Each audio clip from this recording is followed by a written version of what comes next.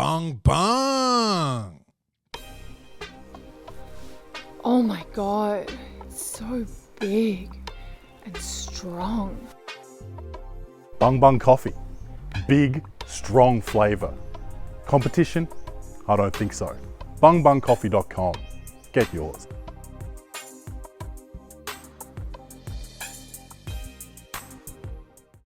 We are mid-run at the Melbourne International Comedy Festival. So if you haven't seen the show this week, come along next week and you are going to have a great time at Clay McMath in over your head. Go to claymcmathcomedy.com to get your tickets, and also you can find the tickets on the Melbourne International Comedy Festival website.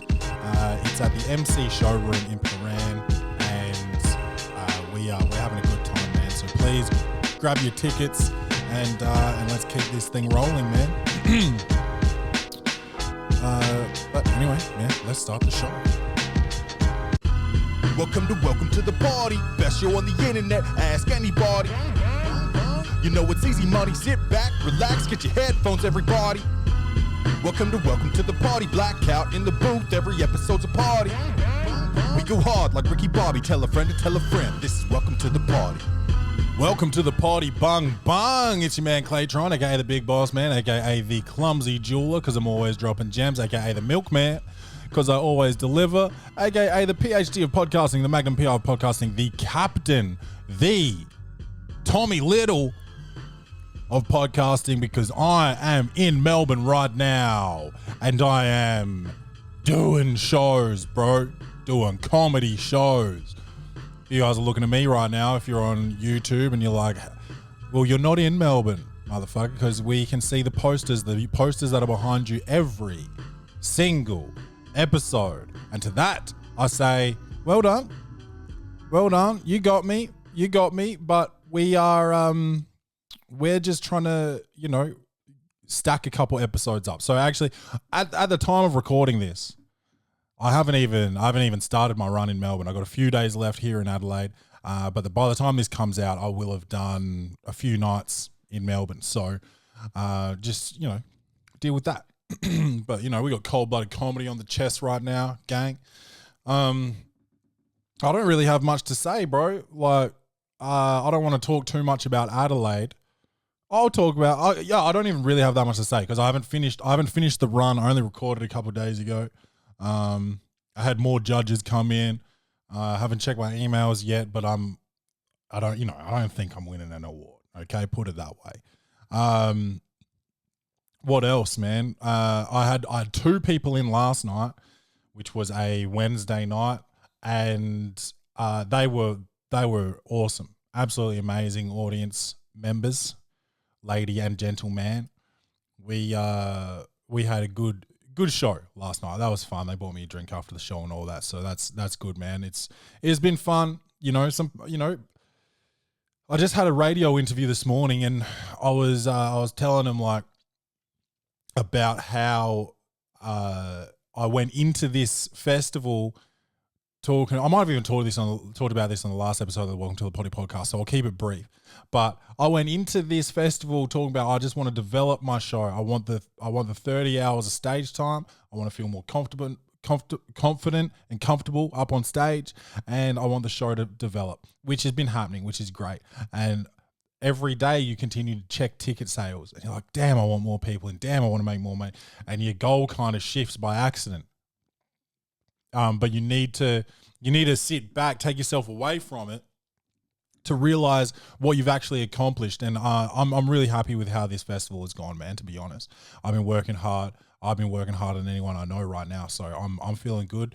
I'm feeling like I'm doing the right thing. I'm putting in the right work, and I'm really happy, man. So thanks to everyone who came out to Clay McMath in over my head in Adelaide, and to everyone who came out to 2.5 Straight White Men in Adelaide, because they were both really fun shows, and obviously without an audience there's no show. So thank you so much for coming out. Thank you to everyone who's helped out. Ben McPherson for taking photos for the posters. Steve Coombe for helping me with my poster for the solo show. GK at my my venue for my solo show, Him Bar. Go and support him if you can. Him as in HIM, him as in GK, but also the bar's called Him as in church hymn, HYMN. So go and support GK in Him Bar if you're from Adelaide and you get a chance, because it's a really nice bar. And shout out to Gluttony and Mickey D for having us in there for 2.5 straight white men. Thank you to our tech at Gluttony. I forget his name. Thank you to Matt Tarrant for giving me some advice to try and boost ticket sales and all of that. Thank you to everyone who came to the VIP night. I'm not going to name names for that, but thank you to everyone who came out to that night. Success, yeah, maybe. I think we got something out of it. Shout out to Simon, the videographer who was there on the VIP night. Came out with some really good content for that. So yeah, just thank you to everyone. Thank you to Rachel and Kenny for letting me be out every night and sort of being understanding and supportive and just like being the best family possible. Thank you to my mom for helping out when we need with Kenny. Just everyone, man. Everyone that made this whole thing possible. It's been a long month. It was a really long month. So thank you to everyone. And of course, everyone who opened for me. Jay Michael, Justin Saw, Calais Michael, Henry Wilson, and Bill Egan. It just felt good. I think I thanked them actually on the last episode of the Welcome to the Poddy podcast, but thank you again. And now we are here. We're in Melbourne, and we're hopefully this show's going really well. Trying to sell some tickets.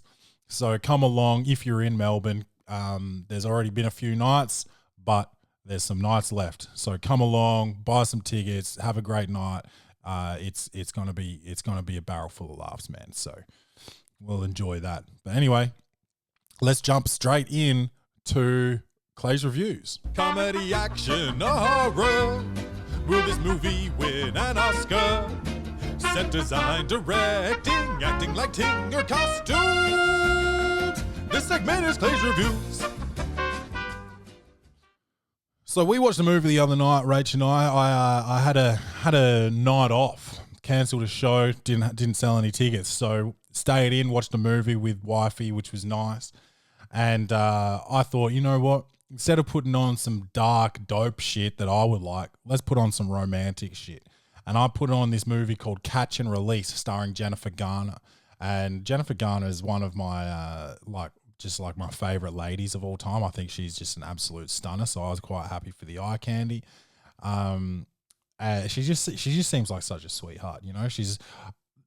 Sometimes people are such sweethearts that you think this is an act. There's something going on behind closed doors. But then some people are such cunts that you're like, yeah, I believe that this person's a cunt. And one of those people for me is Nicole Kidman. She just seems like a real hard deal, hard to work with, hard to be around. Megan Fox, I think she reminds me of that as well. Obviously you got like your Tom Cruise kind of seems like that. Who else seems mad intense? I can't think of it right now, but there's certainly some people that would just be hard work, man, to be around. Yeah, so we watched this movie Catch and Release, which is a mid-2000s like romantic dramedy. There's some comedy in there. Kevin Smith from like Mallrats and what's it called? Jay and Silent Bob. He's Silent Bob. So Kevin Smith is in it, and he is like the comedic relief most of the time. And I actually know someone. This is going to be a very short story, but I just want to tell you like how small the world is. I know someone that he slept with, and she was married, and it ruined their marriage. Yeah. So this girl had an affair, and it was with Kevin Smith, and ruined their marriage. So I'm not going to say what year this was or nothing like that, because I don't know Kevin Smith's deal. I don't know who he's married to or what. But this happened. This happened at some point, and You can check me on that, but that's the truth. Or for, as far as I know, I've heard it. I haven't heard it from the horse's mouth. This is secondhand information that I've got, so third hand for you guys. So who knows if it's true? It could be Chinese whispers, and you're not supposed to say Chinese whispers. I think you're supposed to say telephone or whatever, but when I hear something through the telephone, I can hear it pretty clearly, unless it's like telephone to radio. And then through like a really bad tape deck in your car with a bad antenna. Then it's like, what did he say? Did he just say that what's-her-face had an affair with Kevin Smith? Yeah, but no, Chinese whispers can happen. Maybe it's not. Maybe it's not true. There we go. That was a waste of time, but it is. It is true. But he's in it. And basically, the opening scene is at a funeral, and you realize that Jennifer Garner's fiancé has passed away. And then, so she's going through this grieving process, and there's just like some sort of selfishness to the people around her. Her fiance's best friend, like, she catches him having sex at the funeral, which is like a dark, dark situation. Like, how much do you hate yourself or not respect the person who's dead, the deceased, they call them? How much do you not respect them or yourself to be having sex at a funeral? And that's two people that have to be engaged in that most of the time, unless it's the R word. But two people usually are engaged in making the decision to have sex. And so that's two real pieces of shit having sex at a funeral. One of them was a caterer, which is wild, bro. Having sex at work is wild, but also having sex while you're working at a funeral is super lit. So I think, I think it's kind of dope to be like just giving it up randomly like that. But at a funeral, that like that's kind of wild. I was at a funeral a month ago, and I can't imagine sort of being able to even get it up in that circumstance. But just to do that is it's wild Hollywood. It's wild Hollywood. Like that's something that someone would write in a script, but you probably wouldn't really hear about it. I've been to dozens of funerals, man. I haven't been horny at one of them. Not once, bro. Not once. And, I've seen wedding crashes and they start crashing funerals, and that starts getting pretty dark. When you're crashing a funeral to try and get some strange, that's where you need more than therapy, bro. This is acute mental illness. So she catches this dude having sex at her fiance's funeral. It's her fiance's best friend. And then, she's going to the lawyer and stuff about the will, and this lady's like, yeah, you got $48,000 of interest or whatever. And she's like, interest? This motherfucker was rich. How much would you need in the account to get interest like that? Oh, probably at least $1 million. What?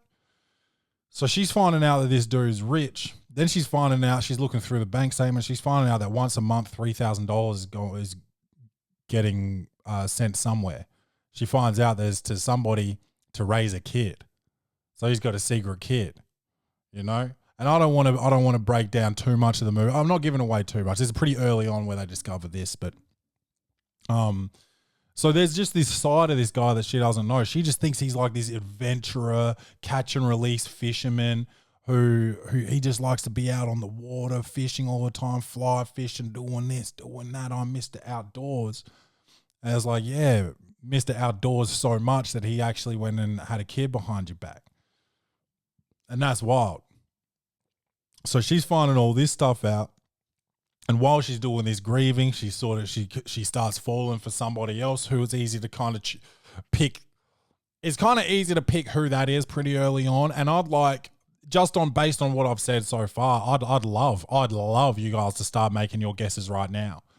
I'd love to get a email in that says, I haven't even watched the movie yet, but based on the characters you have mentioned, I'm pretty sure I know who she starts falling in love with. And guess what happens too? This is dope. This happens in every romantic comedy or dramedy or drama. Guy's about to walk in with coffee and he hears her talking like someone else is like, oh, you're seeing this? Oh, that's nothing. That's nothing. It's actually less than nothing. Which is a line directly out of that movie with Sydney Sweeney. And who's the dude that everyone's really like pumping him up at the moment? Glenn Powell. what's that movie called? Sydney Sweeney and Glenn Powell. They go to Australia, but same line, exact same line. And you know, I don't like that my film knowledge can reach Anyone But You is the name of that film. I don't like that I can quote Anyone But You at the drop of a hat like that. That means I'm watching the wrong kind of movies. And I'd like to watch a movie tonight, but I've got a gig tonight, and it looks like it's selling pretty well. Anyway, I digress. That conversation happens in it. Obviously, you know that's going to happen. But I got teary. I got teary because they meet the kid, and the kid talks about his father in past tense. And obviously, I just went straight to Kenny. I was like, imagine if Kenny had to talk about me in past tense as a 4-year-old or whatever. That's heartbreaking, man. I just couldn't stop thinking of Kenny. So I had the tears kind of welling up in my old eyeballs there. Movie became a bit blurry, so I had to wipe the tears out of my eyes so I could keep looking at Jennifer. And yeah, it's just like it's full of heartfelt moments. It's got the quirky humor from Kevin Smith, and it's actually got a pretty dope soundtrack as well, like the early 2000s sort of romance vibes. So again, similar to last week with The Lincoln Lawyer, it's not a game changer. It doesn't like break open the genre, but you know, it's just solid. It's a feel good. What kind of feel good? There's some times where you feel bad, but I rated it, man. I actually rated it, and it makes you explore these moments of grief and moving on, bro. I went to therapy after one of my breakups. Check this out. I got a couple things to say about this. I broke up with this girl. She broke up with me because a myriad of reasons, all right? And it was mostly my fault. Well, probably equally who and whose fault, you know? But I was getting lied to, and so was she, kind of. I wasn't feeling the love that I needed to feel, so I started texting around trying to get that validation, okay? And that's not a good move. So she caught me out there. Well, no, she didn't even catch me out. The bitch I was texting snitched on me, which is, come on, man. If we haven't even done nothing, leave it alone. I don't think you should snitch if we have done something. Unless it's like an ongoing like romance. If this is like a physical thing that happens, just fucking let it go, man. Just shut the fuck up and be a good sport. Anyway, this bitch snitched on me. So, now I'm trying to cover my tracks and say like, oh look, I think she's just being a wild bitch. And then the girl I'm with is like, why would someone lie though? Like, why would someone lie? And I'm like, oh, I don't know. And she's like, yeah, because she's not lying. And you know, she was right. Girl wasn't lying. I was lying. So I didn't really have anything to say. You know, and then in the lead up to this, like we weren't living together, and she had a housemate, and shit wasn't adding up to me. She looked a little sick. She looked like something was happening. All right. And I called it out. I'm like, what's going on with Duke?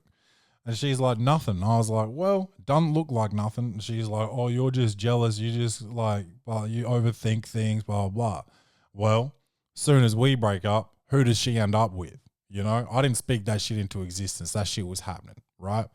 So it was a hard breakup, witnessing that, like doing the wrong thing and blaming self, but then also witnessing like getting gaslit and then finding out that what you knew all along was going on all along. So I was having a hard time moving past it. Turned to the substances, was getting into the alcohol and the dust pretty good, and just being a real shitty person, like just like sort of taking my shit out on everyone around me. Other girls that I met, you know, I went on a few dates here and there, and just like was mad disrespectful to a few of these ladies based on what I had just been through. Without being honest about why I was in the situation, and without being honest with myself that I probably wasn't ready to date yet. So I was doing that. I was getting too drunk with my friends and they had to look after me and shit. Just selfish shit, man. So I spoke to a friend of mine, female friend, who had been through a really hard breakup with a notable individual in Australian culture. You know, she was dating an Australian famous person for a while, and they broke up, and she had a hard time. And she was like, "Go see this person. They really helped me move through this." And then I went, and it all came from other relationship trauma that I'd been through.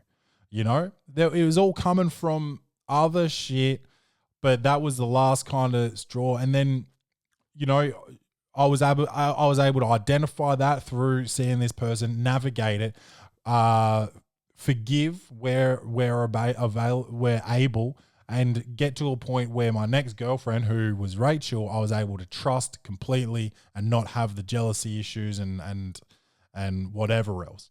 So that was really actually useful for me. So I hope you know, that's like an example of why and how you can see somebody is like something like, I only saw that person a couple times. I've seen a few different people for different things. I had with this one guy, Jason, I was seeing for a long time, maybe a year. So that's not that long. Some people see their therapist for like 10 years. But I saw this guy, Jason, for like a year. Then I saw this lady just like a couple times. But like those couple times, I really moved through some shit. So, so I'm just saying, like, I found out some shit about this person that I kind of was expecting to find out, but I was getting told it wasn't happening. And that's called getting gaslit. But like, I was able to move on and then have a successful relationship coming out the other side of all that shit.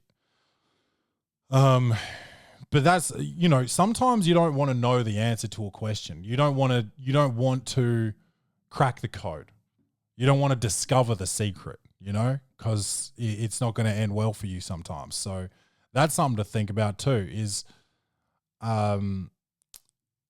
Jennifer Garner actually said it in the movie. She said that they were on the boat one day and he was fishing, and he said, "Before we go, I've got something to tell you." And she said they were having such a great day that she said, "Is it going to make me happier or less happy?" And he said, "Less happy." And she said, "Well, don't tell me." And that was most likely going to be him telling her the secret of the kid or whatever. So yeah, like sometimes she had a decision. She was told, like, "I've got something to tell you." And she made a decision. She was like, "I don't want to hear it." Sometimes you got to hear it. But she didn't want to hear it, so she didn't hear it. She discovered all of this after he passed away. But, dude,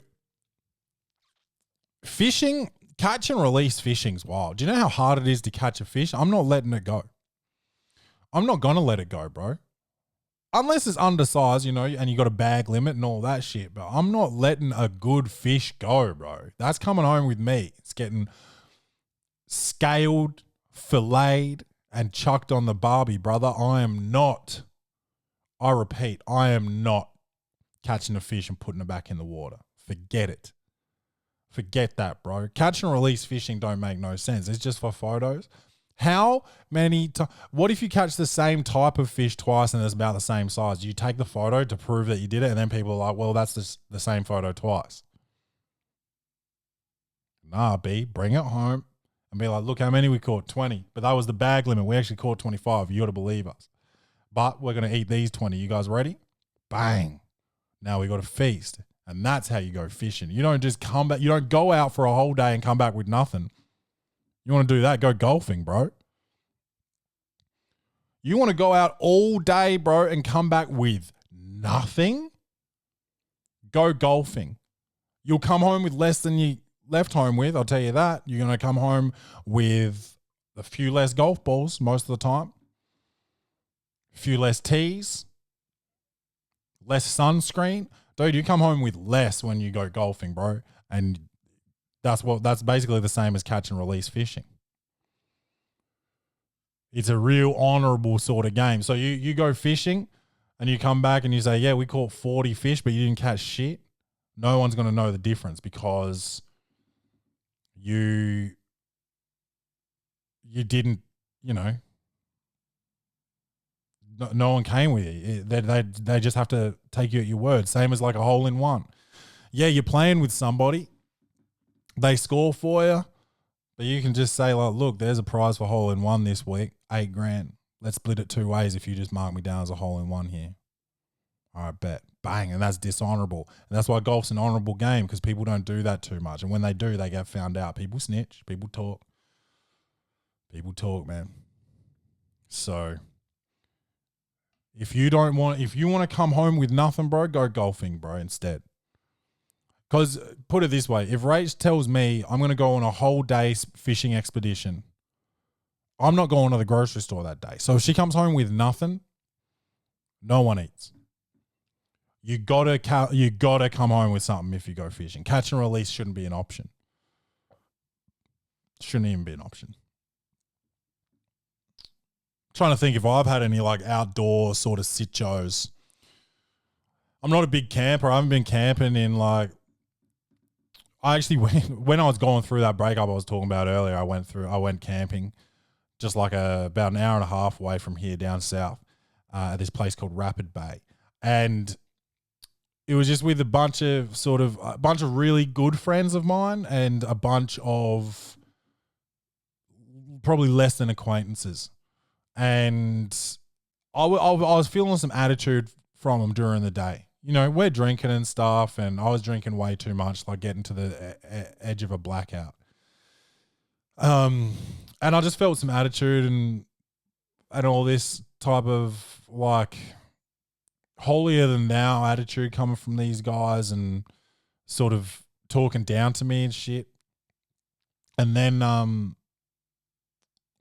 that night, me and my close friends, we like stayed up later and we were drinking beers and talking and laughing and I started saying like I'm talking out loud, fuck that guy, fuck this, and then I pissed all over their table. Pissed all over it, bro. So that's a different story to like going out on a boat and dying before you get married, like on your Bucks show. But I pissed on a guy's table while I was camping. So that's like an outdoor misadventure, I suppose. And then that's what I mean by all the selfishness when I was going through this breakup is like, then I just went and passed out and then my friends had to clean it all up because they didn't want these other people waking up to a pissy table. So that's like the timing I was on at that time. Not good, not dope.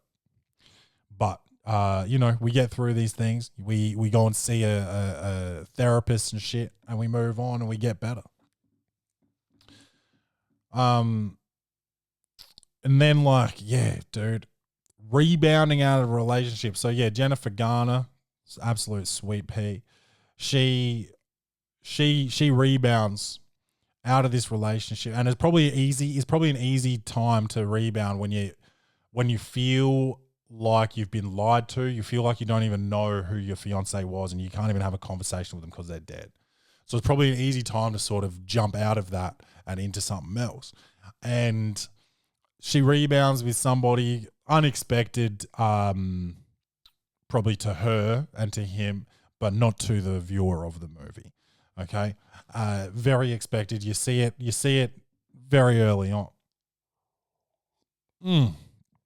bungbungcoffee.com, enter promo code Poddy, that's PODDY for 15% off all orders. But yeah, you go through these rebounds, bro, and it can be with people that are in like you can go with some people that are not who you should be going for. Probably indecent is the word I was looking for, maybe, or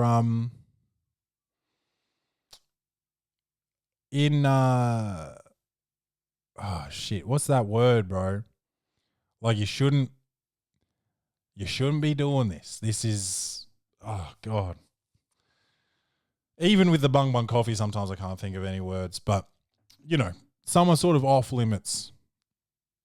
Off limits, man. So I did that. Another girl that cheated on me, and this is something that I had to navigate with this therapist, bro. Is I had this other girl cheat on me, and I walked in on it, saw it with my own two eyes, and that's traumatic, bro, to see that. And that, you know, got a bit loud. I tried to throw dude out the window. Window was closed. And then I left, and she followed me wearing, she had just like chucked on this motherfucker's shorts. So she follows me wearing this dude's shorts. I'm like, kill yourself, bitch. You know, like just saying bad stuff. And cops came to my house and shit because I was yelling so much. And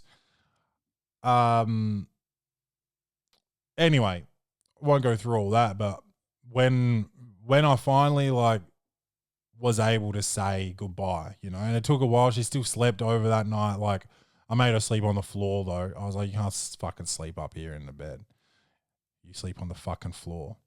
And then the next day she was like, we can fix this.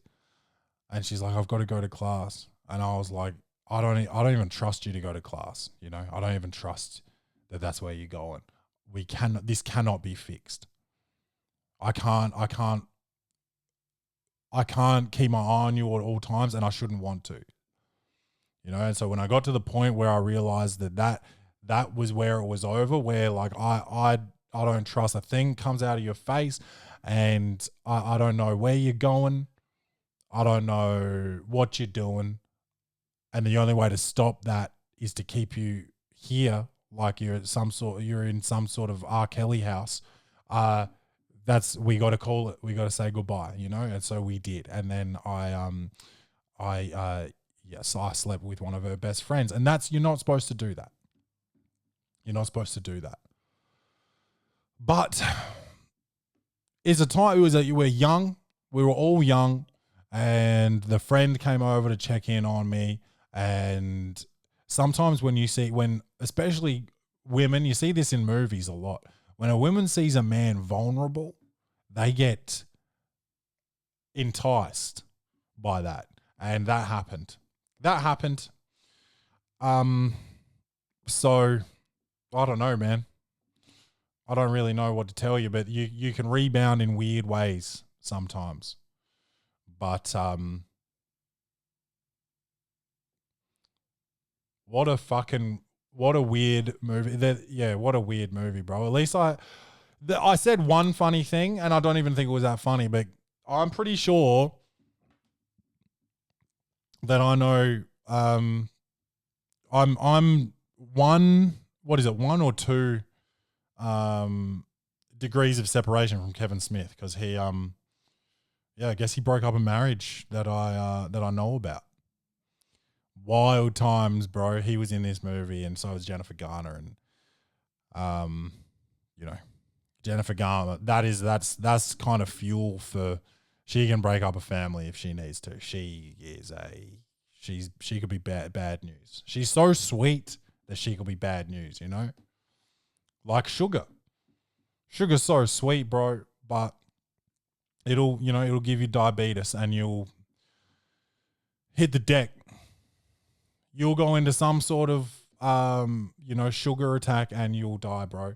Someone's going to have to take your foot off, all types of shit because of diabetes. And someone will take your foot off over Jennifer Garner is what I'm trying to say. So just be careful with Jennifer Garner if you see her. Come out to Clay McMath in over my head at the MC showroom in Paran. I am in Melbourne. I'm here until the 5th of April is my last show. All right. I love you guys. Don't forget to love yourselves. And as always, bung bung.